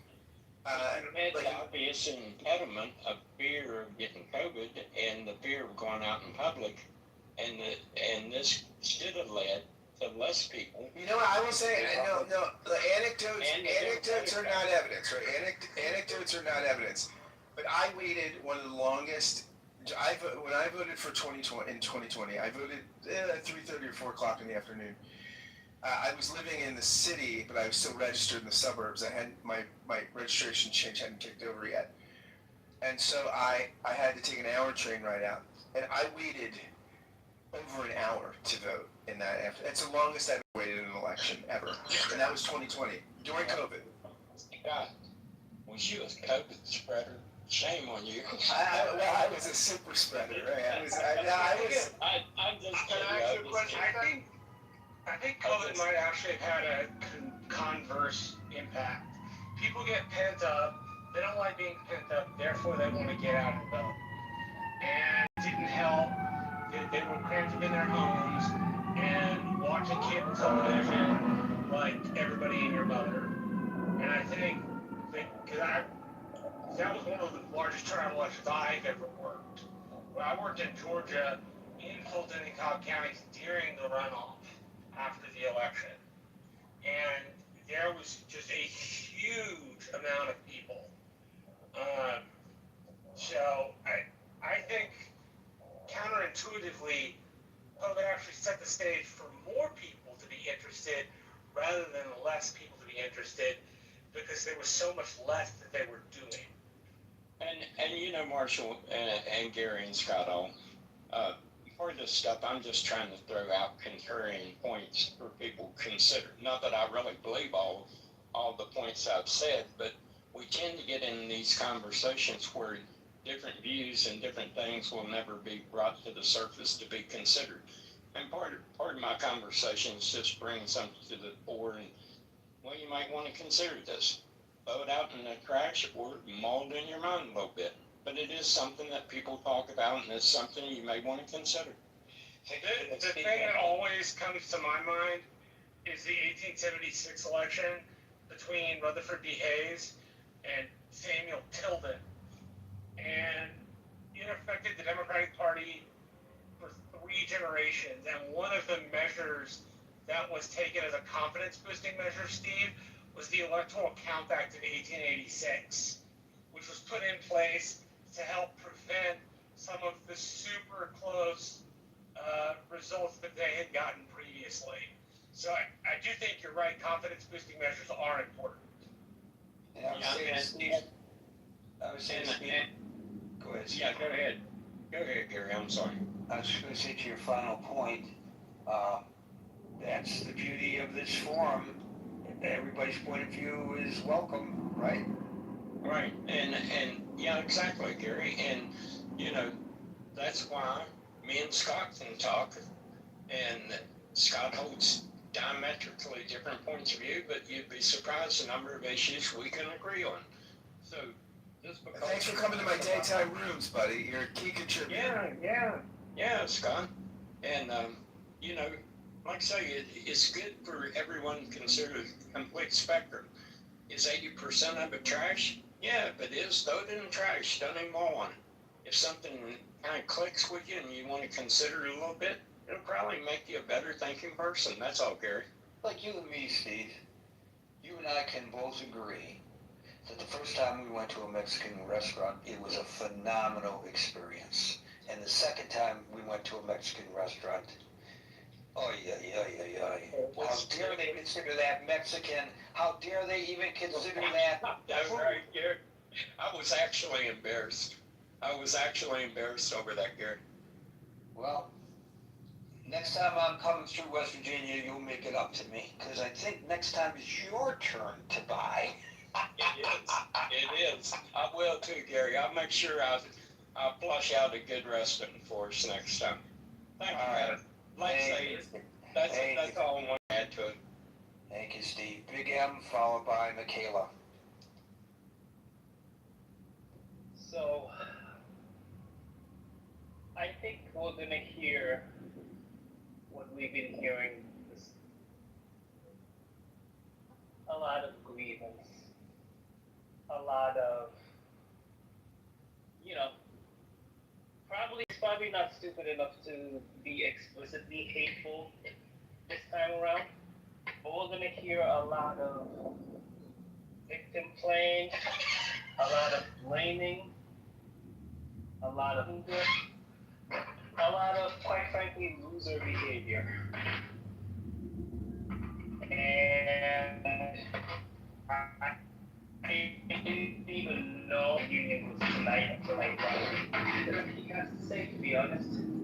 Because all of the signs are pointing to a humiliating loss for him. I mean, he's already been accumulating losses from the other two branches of government that he can't control. There might be a chance that his secretary of national intelligence or whatever may not actually be confirmed. At least two of the people he's putting up may actually not be confirmed. He's losing a lot of Republicans. A lot of his candidates are losing. Things are just not going well for him. And I think we're going to hear a lot of complaining about that. And quite honestly, it's not something I'm particularly interested in. I'm not going to comment on the election integrity stuff, that I think the last few speakers have discussed it ad nauseum.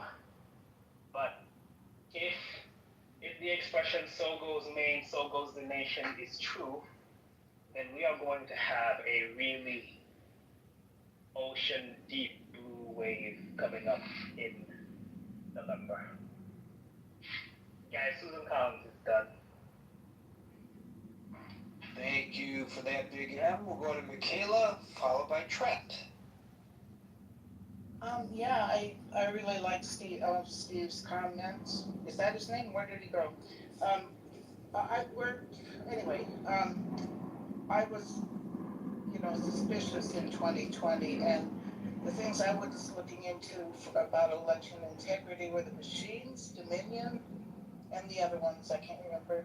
And then also the deal is that there was a federal office, I can't remember the name of it, that was in charge of standards for voting machines. And, huh? CISA. That sounds right. That's right. CISA, I believe. That's right. Yeah, it was very confusing to, what was this organization or group, or what was this?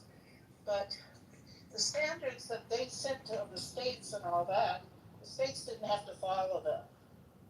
They were voluntary. And some of the standards required that voting machines be made in the U.S., I believe, or all their parts be made in the U.S. So that was a big thing that I thought, or people thought, opened the door for, cheating, because they weren't. There's a lot of them were made in China. Yeah, there was this thing, but what happened? I can't hear you, Marshall. It said, give me 2 seconds. It said that Dominion had manufactured machines that caused people to cheat. And Fox News ended up having to settle out of court to the tune of about $760 million. Well, whatever. In a defamation We lawsuit. didn't want to fight it. Look, the reason it's important is because by paying the $760 million, they admitted in court that they had defamed the voting machine company by saying that the voting machines were leading people to cheat. Yeah, okay, now Dominion has now been sold to a Republican, and I can't remember the name of the company, King or something, Anyway, they no longer, Dominion has transferred its, and I don't know how that's gonna affect how the way the machines are run or et cetera, how they're used. Well, does or that how they're make you have a manufactured. little bit more trust in the machinery since the Republicans owns it? I don't know. I don't know if they've had time to upgrade them. I have no idea. I haven't followed it since then. I haven't followed Well, it. I have to interrupt, because I don't want us to get into a position where anybody here gets sued. Right. Like somebody else got sued for their complaints about Dominion. Mm-hmm. Are you suggesting that there was fraud in that election because of the Dominion machines? Well, that's what people were focusing on, you know. Right, also, right, but since you brought it up, and since we are told that the president is going to raise the issue once again about voting machines, are you suggesting, without even regard to one specific company, that there was an effect on the outcome of the election based on the machines that were being used? I don't think the evidence was ever able to be brought to court because they kept saying they didn't have standing when the states tried to bring it to court. I think your recollection is not entirely. I bet you Marshall remembers. So because these complaints about and theories about voting machines altering or flipping the results of the election, they were thoroughly debunked. They were dismissed by the courts, and as you pointed out, they resulted in historic defamation suits. Yeah. And remember that there were these hand-counted papers of the results of the machines. There were extensive litigation over that, and all of that concluded that if there were any mistakes in the count, and there were, those mistakes were attributable to human error, not machine fraud. You're talking about certain states or whatever, right? What's that? Well, he's talking about the machines in general. The claim that Dominion machines themselves flipped the votes was something that was dealt with in 2 or 3 separate defamation lawsuits. And the bar for defamation is that what you're saying is not just wrong, meaning it's not just factually wrong, but that it taints the reputation of the business, right? Okay, wait. As a consequence. I'm not claiming that. I realize you're not. I'm saying Gary has said these things have been litigated. Gary is right. They have been litigated. Right. They were litigated, and the claim that the voting machines flip votes, which is the Dominion claim from people on our side of the aisle, has been debunked. Yeah, in some people's minds, but the reason that not in some people's minds. Some people's minds. Come on now, hold on. In a court of law where there's heard of fact, not just in some people's minds, in the place we go when we have dispute to find facts. This is what I remember. A lot of these suits from the states claiming problems with the machines couldn't make it into the courts because they said they didn't have standing. Or maybe it was the Supreme Court. Yeah. The Supreme Court didn't want to take it. To anything, you first have to have an injury, which means the thing you say has to be true. Upon investigation of the Dominion voting machines, the claims weren't true. And this isn't Marshall saying this. This is at least 3 federal courts of law saying this. Which again, the federal courts of law. Well, they said So they really did a deep investigation. Yes. The courts. Yes, because you have to be able to prove defamation beyond a reasonable doubt. So the courts did the investigation and said they didn't have standing. The adversarial process in the court did the investigation. Okay. All right. I will point out that with regard, there were 2 companies that were primarily mentioned in Yeah, the. ESET or something, or, yeah, The other one was Smartmatic. Smartmatics, right. So in one case, and I'm not going to go into those of it. Yeah, I can't remember all those. I can, but I'm not going to go into them. Yeah. But I just want to put in one case that resulted in a massive settlement. There was documentation that showed. Yeah, Fox. Yeah. Right. Yes, I don't want to get into the specifics. Right, okay. Okay? Fine. I'm asking that we not get into the specifics for Yeah. several reasons. Don't Right. put me in a position where we can't discuss this. I understand. I'm not pushing it, okay? But I'm trying to present this in a manner which I feel comfortable presenting it. Okay. Not, you can present it any way you want, but not in conversation with me. Right. I hope you understand my position. Okay, so I'm just saying that in one of the settlements, prior to reaching a settlement, discovery showed that the people making the claims knew that they were false. Boom! There's your evidence. And in the other one, which there was a settlement, the company that was being sued made a public apology acknowledging that they had presented to the general public a falsehood. So this is not something in the minds of some people. This is facts in evidence that you can look up. Yeah, okay, all right. Another concern that really bothered me, though, was because of COVID, all the mail-in voting that we hadn't done before to that great extent.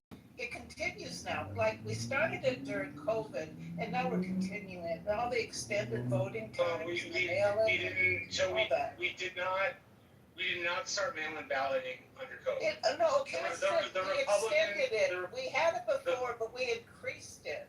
Yes, as it is legal for states to do under. Right, but why do we need it to the extent that we had it during COVID? Why do we need it? It doesn't, that point's irrelevant to the time place clause. The time place manner clause, the states get to decide. So I'll give you an example. When I did this, when I was in Georgia, and did curing of ballots, so Georgia has this unique rule, where if you filled out a ballot, it has been filled out in mail-in ballot, they can have people go to your home, talk to you, and say, hey, you filled this out inappropriately, the signature didn't match, I want to get you on the phone with a lawyer, right? And Georgia law provides for that. So what I found, the vast majority of the time, I mean like 90-some-odd% of the time when I was doing this, and it's an anecdote, and anecdotes are evidence, it's got to take it for what it's worth, but it was the spouses weren't infirm. So you have a husband whose wife couldn't get out of the house, and so they had to mail in ballots. Or you had a wife whose husband couldn't get out of the house, so you had to mail in ballots, right? And it doesn't, like having mail-in balloting today is just a little easier. It doesn't really matter why states want it. States are in control of their elections per the Constitution and are allowed to have mail-in Marshall, ballots. I gotta go. The reason I brought that up is that would give people greater confidence if that was rolled back, the states rolled that back. I gotta go. Thank you. So people can have confidence. The flip side of that is that they don't have confidence. They don't. Why do they not have confidence? I don't have confidence that mail-in balloting is secure, so we should eliminate mail-in balloting. I don't have confidence. Why? Because I've been lied to about mail-in balloting. Because as I pointed out earlier, the statistics show that there is statistically no fraud and for sure no significant fraud with mail-in balloting. It doesn't exist. But I've been told The mail-in balloting opens things up for fraud. So get rid of the mail-in balloting. Oh my God, we gotta get rid of it. I think a truthful recitation of a concern would be something like this. Yes. Mail-in balloting in certain states did not have signature verification, meaning they didn't match your driver's license signature to the signature on your ballot. You also, in certain places, with states that did not clean up their rolls, and I only know this because I knock on doors for a living, you have people listed in houses that have not necessarily done change of address forms. So in states with universal mail-in balloting, California, you can, on occasion, and I've been told California doesn't do it this way anymore, so don't take it as California does it this way. But some states will mail out a ballot to those addresses, right? And if you, the recitation of concern would be something like, okay, well, there's no signature verification, so they don't know, and they're mailing ballots to a place that this person doesn't live. And because there's no signature verification, somebody can fill it out. Wait a minute. I think if somebody were being... Hold on a second, Marshall. Excuse me. You said no driver's license signature verification? Yeah. Well, in the state that I live, when I go in person, they don't make driver's license signature verification. So what's the difference between mail-in balloting and walk-in balloting with that regard? I think the people who believe this theory would tell you there's probably no difference. I personally don't. I think the 2020 election is rigged stuff is silly. But I think that's maybe, in my mind, that's the fairest recitation I could give you of a problem, and the problem is weak at best. If there's not a problem, why are we fixing it? Why are we fixing something that's not broken? I had my transmission checked on my car. Many cars with the amount of mileage that I have, the transmissions need to be rebuilt or swapped out. So I had them check it. There's nothing wrong with the transmission on my vehicle. Well, go ahead and give me a new transmission anyway. Because the transmission could go out. Transmission. Huh? I said, who wants to drop $5,000 on a transmission when you don't need one? Right. So why do we need legislation to protect us from voter fraud when I don't need one? I mean, look, you know my view on this. I honestly, I frankly don't think we do. Like, I don't have an issue. I don't have an issue with having driver's licenses. I mean, Steve presented the what if possibilities, and you can put what if on anything. Scott pointed out, what if it's too dark on his street? Something could happen. Maybe we need more street lights. How many? Well, there are 2. Let's put in 3. Is 3 enough? Well, no. There's still areas that aren't covered where a mugger could hide. Let's put in 4. Is 4 enough? Well, no. Well, wait a minute. How many muggings have there been on that block where Scott lives? None. Well, but it could happen. So let's light it up like Times Square. Which, by the way, if you're in Times Square, you could get mugged, But that's besides the point, I guess. Why is the President of the United States presumably addressing the nation that all of the networks are going to preempt their programming? People are going to be watching on the internet. Some people are going to wait until the morning to see the recap or see the clips on YouTube or whatever. It's going to disrupt the documentary that I really want to watch. Why are we doing this? Why are we doing this to address a problem that has not been articulated unless he articulates something brand new tonight, which the White House hints that he may? I will tell you what I can. Give me 2 seconds, right? I'll tell you what I can do to find a historical corollary for this.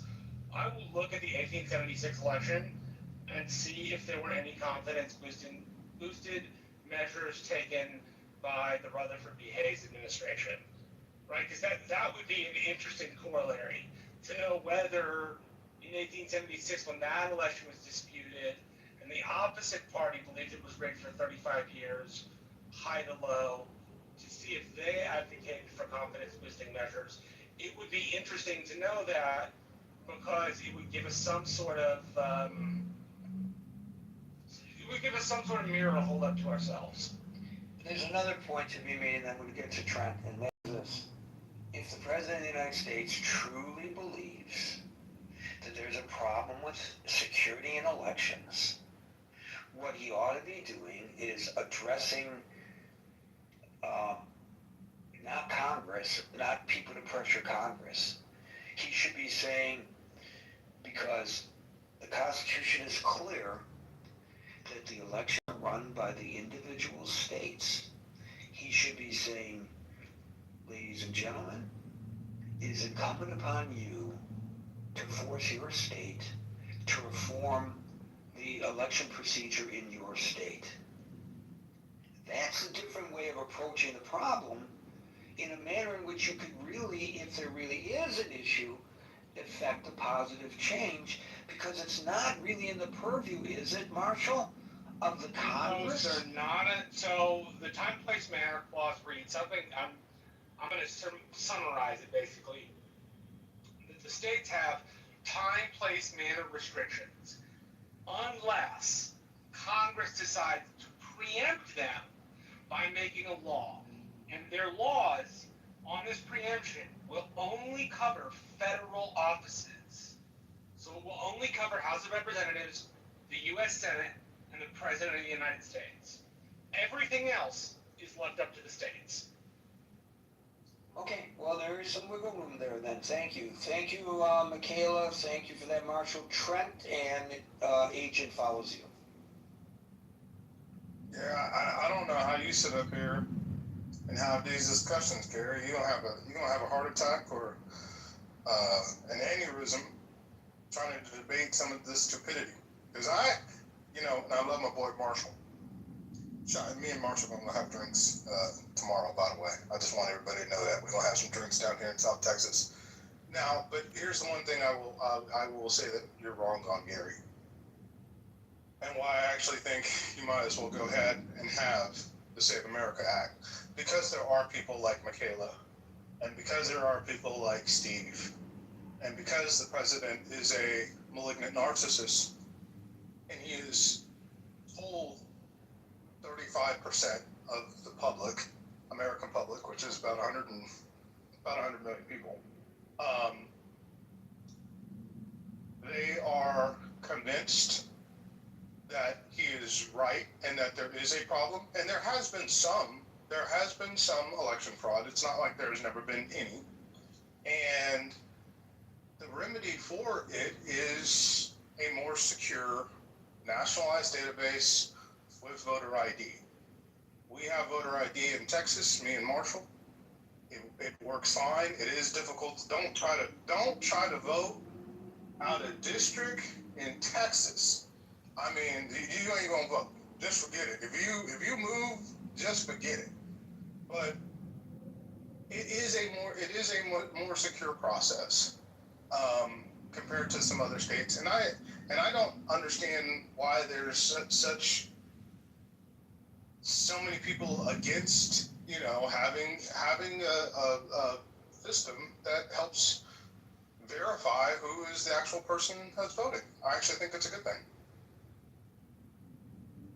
Thank you, Trent. We'll go to Agent, followed by Dark. Here. Hold up. No. Okay. Gave everybody else all that smoke. Yeah, I ain't get nothing. I ain't get nothing from you, Gary. You've been going off on Michaela for 35 minutes. You give her a lot of time, and I'm not giving you a hard time at all, and I apologize. Next time, I'll be ready to give you a hard time. Okay, buddy. Agent, followed by... Yeah, if there's any echo, I had to duck into this back room so I don't frighten too many other people who are around me. Yeah, I kind of agree, but someone mentioned that it's really up to the states. I think you guys would know better than me the exact Supreme Court case where I think this came up in the last couple decades about, basically they said, it's up to the states how they run elections. And my guess would be that precedent might influence somewhat if things get challenged again. They try to federalize elections more. I'm not sure. It's not a precedent agent. It's what it's called is the time, place, manner clause in the Constitution. And the time, place, manner clause is a clause that says that the time, the place, and the manner shall be restricted to the states unless the federal Congress makes rules governing the election of the House of Representatives and the President. Now, it didn't say the Senate because at the time of the creation of the Constitution, your senators were picked by your state legislatures. In the modern day, the rulemaking allowed by the federal government is for federal elections only. So that means U.S. House, U.S. Senate, and U.S. President. Those are the only three areas in which they can make law governing elections. I appreciate that color, Marshall. Yeah, well, to the point of states having control in their elections, you know, we used to have in this country different, I think we may have had poll taxes, but we had also, you needed to be, they did cognitive tests or knowledge tests or, you know, different things like that. Some of them were super basic. You know, I remember a professor of mine saying his father in Massachusetts, I think it was, I might be wrong, he showed him one of these tests when he was 6 years old and he aced it. And it does really beg the question if you can't pass a test that a 6-year-old, albeit a bright 6-year-old, could pass, should you actually be voting? You know, I would like us to kind of revisit some of those questions, and I personally want the states to be able to have that level of control over who votes in their elections. I think that's important, and every state gets to set their own rules. I voted Washington State. Okay, people are Xing me out, so I don't know if they're far left or far right or what, but if they're MAGA and they just want Trump to decide every election, I'm not sure, but I'm getting the X's right now. Anyway, I'll keep going. I voted Washington State, and I have voted now for over a decade by email. And I think some people get shocked without nobody's, to my knowledge, checking. Well, I'm not even doing a signature on it, to be honest. So, or maybe I do, but I do one of those electronic ones. I just copy and paste, and then I email it in, and that is for. And then they send me actually a receipt saying we got your ballot. It's being counted. It's like great. Now anyone could hack my email, and they could vote on my behalf. I just see I'm a somewhat technical person, but I just see so many ways, not only in my own state, but even during COVID. My parents just had their ballots sitting on the kitchen table for a month. I was like, oh, I could just fill this with it. Send this in for you. I could ballot harvest right now and just, you know, vote for who I want to vote for, and you probably forget about it if it wasn't sitting on the table. You know, there's so many ways, and then also you get to, if you get these mail-in ballots, then the wife gets to, you know, make sure that the husband votes a certain way. It's like, oh, if you don't vote the way I want, then I'm going to divorce you and take your kids away and stuff. It's like, this is the sort of soft corruption that happens certainly with mail-in or email-in voting that I know is possible, and you know that people are being disingenuous. They're being bad faith if they're saying these security things don't exist, or they're just completely stupid and ignorant. And I know a lot of people. I don't think it has anything to do with that. There are states that don't have signature verification. So, like in Texas, for example, you sign your mail-in ballot on the inside slip. You then put it in an outside slip, and then you sign the outside of it, and then you send it in. There are states that don't happen to have signature verification. What state? But they're not. The one that comes to mind off the top of my head is Minnesota or Wisconsin, actually. But please wait your turn. So comes to my mind, they don't require signature verification. I'm not saying that I think cheating is likely. In fact, I think cheating is exceedingly unlikely. But mail-in balloting was pioneered by the Republican Party. It is very weird to have the Republicans say they don't want mail-in balloting because they don't like people using it. The vast majority of the time, it is actually sent to the addresses of the recipients. Yes, there are times when you send a ballot to a home and nobody's done a change of address form and it goes to a different home. But in the vast majority of states, there's some sort of verification measure, regardless of whether it's ID or signature verification or something like that. Not all states have it, but a lot of states do. Okay, again, thank you for the color. I'm sure that there are, in the minds of the people who design the system, and in the minds of the people who know that statistically these selected voting systems and security measures are tuned for the outcome that they hope for in the elections. You know, I'm sure that's all true, but it's clear, even signatures, it's like, this isn't that too good. When you actually, for an important legal thing, you have to get like things notarized. You have to sign it in front of somebody, a legal representative who's like reviewing the documents, reviewing the fact that you're there, reviewing that it's actually you signing it, and it's not some, you know, sweatshop in another, you know, country or some computer printout or an auto pen below that is actually doing this stuff. We're in 2026 now. We have artificial intelligence. We have so many incredible technologies for manipulating the digital world. I don't even think an ink signature in 2026 is a foolproof, is by any means not even close to being a foolproof security measure. There are other much more sophisticated security measures we could use that even allow us to vote remotely on our phones. I'm sure that the engineers at Apple and Google know how to do this. Unfortunately, we're out of time, so we're going to have to leave it at that. And apologies to those who are in queue and we can't get to them. I just want to say in parting, the Marshall was exactly right. Mail-in voting, the inception of it began in 1864, and it was because hundreds of thousands of Union soldiers were deployed on the battlefield. The newly formed Republican Party championed laws allowing soldiers to vote remotely from military camps and field hospitals, and my source for that is Time magazine. Folks, we're here Monday through Friday at 5 o'clock New York time. So till 5 o'clock New York time tomorrow for the next edition of the Critical Thinking Forum. Everybody be safe, be well, and peace out.